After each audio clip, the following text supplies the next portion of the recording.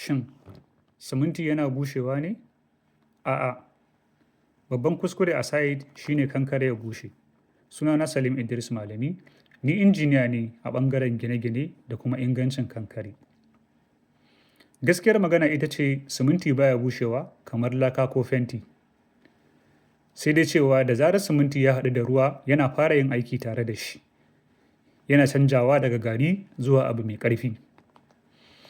Lokacin da siminti ya haɗu da ruwa yana fara aiki daga ciki, sannan yana samar da ƙarfi a hankali. Yana ɗaure tsakuwa da yashi, yana samar da kankare guri guda. Ruwa ba don laushi ba ne kawai, ruwa abinci ne ga kankare ko kuma siminti. Idan babu ruwa, hydration baya faruwa. Sannan ƙarfin siminti wanda muke cewa strength baya samuwa. Idan ruwa ya yi yawa, ramuka suna faruwa a jikin kankare wanda muke ce musu porosity. Sannan strength wato ƙarfinsa yana raguwa. Misali shine kamar shuka ce. Idan baka shayar da ita ba, ba za ta samu ba, ba za ta girma ba. Sannan idan ka shayar da ita ruwa da yawa, za ta lalace.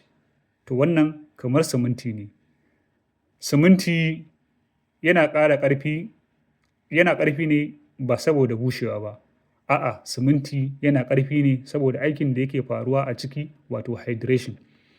Wato saman siminti ko kankare shine yake bushewa, amma a cikinsa ana yin aiki ne. Wannan aikin da muke cewa hydration kuma ba zai samu ba sai da ruwa.